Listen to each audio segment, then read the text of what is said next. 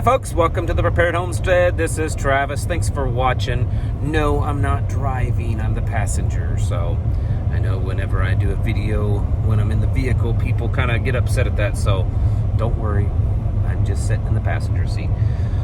We've spent the day going to an Amish community, a little ways from us, but it's a really good one. If you are local people in the Ozarks, I would certainly let you know where it was that we went. And they have several little shops, a lot of bulk food stores. So we were able to add to the preps and then just the working pantry with some really good quality and really good priced bulk food items. So, you know, if you guys live near an Amish community or a Mennonite community, check them out, because sometimes you can find some pretty good deals in little stores that a lot of times they run. Today I wanted to talk about something completely different though. We're back on the whole gun issue again.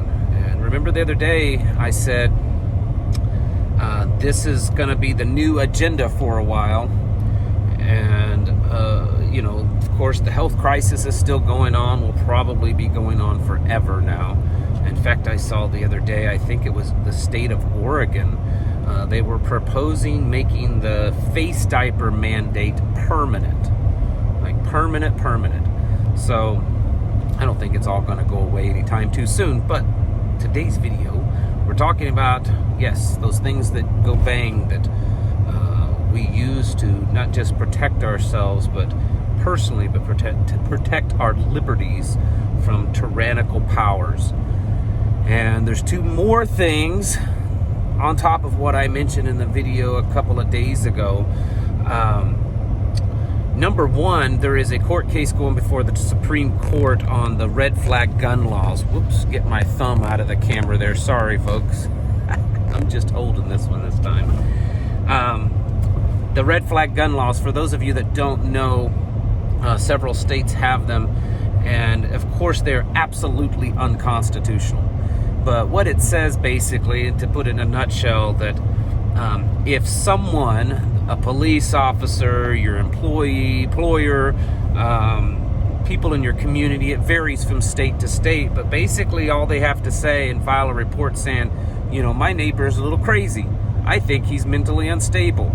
I think he's some conspiracy nut, and he owns guns, and I don't think he should. The police can come to your door without a warrant, without any conviction or anything, and seize your firearms. And then at that point, it's upon you to go to court and prove that your sanity is good enough to own those firearms. So anyways, there's a Supreme Court case going up dealing with that, of whether or not that's constitutional or not. And the Biden administration has filed a amicus brief, of course, in favor of the red flag gun laws, asking that the Supreme Court uphold them. So that's the first one. And of course, you know, some of you might say, well, I'm not crazy. I mean, that doesn't affect me. Maybe that just affects all these crazy people out there. Do a little research if you're not familiar with them. In many of these states, the wording is extremely vague. And I assure you that probably half of my listeners might be falling under those descriptions of what would be too mentally insane to own a firearm. You know, anyone that's, you know, flies a "Don't Tread on Me" flag, or you know, is super pro-American extremist kind of person, could be a little mentally unstable. So that was the first one. And then another one that a listener sent me an email to give me a heads up on. And it was the Ninth Circuit Court, which is over on the west or the left coast. There was a ruling today, I think it was today or yesterday, that basically the Constitution, the Second Amendment, does not give you the right to carry a firearm concealed or open publicly. And so within those states, the 9th District, it's basically, in a way, nullifying any state that has a concealed carry license or some type of concealed carry, whether it's or open or concealed carry laws. And several of the states within the 9th District obviously have those. In fact, I know for a fact that Alaska is a constitutional carry state where you can carry open and concealed without any permit, pretty much like it is here in Missouri. Now, that doesn't necessarily affect the entire country. It affects the 9th Circuit Court, that district, and it can either stay there and be like that, and states can either ignore it or not, or it could be challenged and be taken to the Supreme Court. And remember when I was talking about how crazy left everything's getting, I know a lot of you might say, well, the Supreme Court, if there's one good thing that Donald Trump did when he was president, is he put a bunch of conservatives in the Supreme Court. Well, I don't know how to break it to you, but so far, most of the rulings this new court has done, most of the justices that we would consider to be conservative have not really voted in a very conservative manner or traditional constitutional value manner. So I have no faith whatsoever that our current Supreme Court would truly uphold traditional constitutional values. So here we at it again. We've got these shooting events that some people might think could be false flag events. And I kind of think that a couple of them at least are. We found out that in the news that the shooter in Boulder, Colorado, amazingly just happened to have been known by the FBI. They already knew about this guy. They're already keeping track of him. It's amazing to me that the FBI can so rapidly investigate a hanging tied rope within just a matter of hours, but they can't investigate some guy that has connections with ISIS, connections with Syria, possibly making terroristic threats and going out and purchasing a firearm. They just kind of ignore that guy. There's a lot of shadiness that seems to be going on. I'm not saying that people didn't get injured and killed, and again, it's sad that happened, and my heart goes out to those families that lost loved ones. But the government's always there to take advantage of an emergency. Never let a good one go to waste.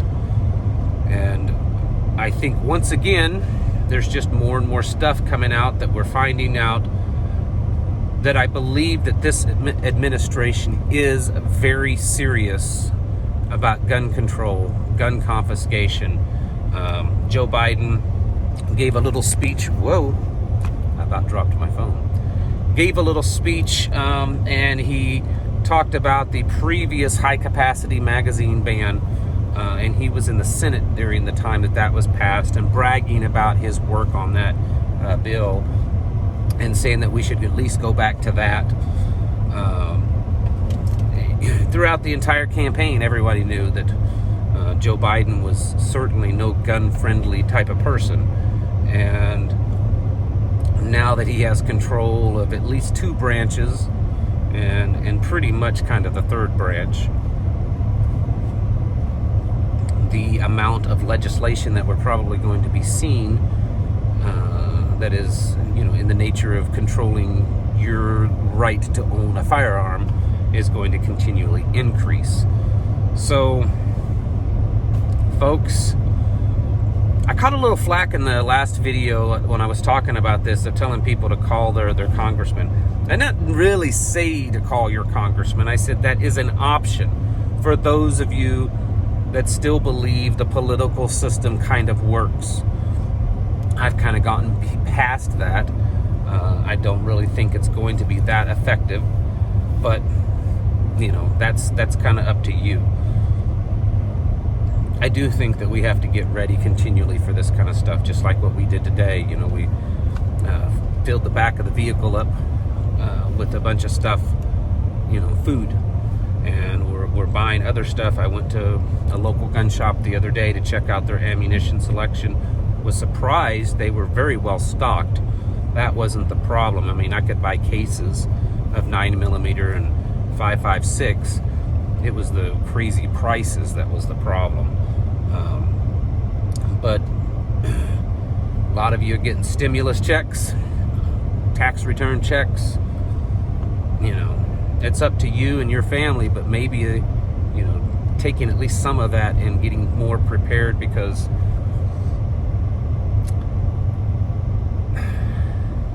it's not going to get any better.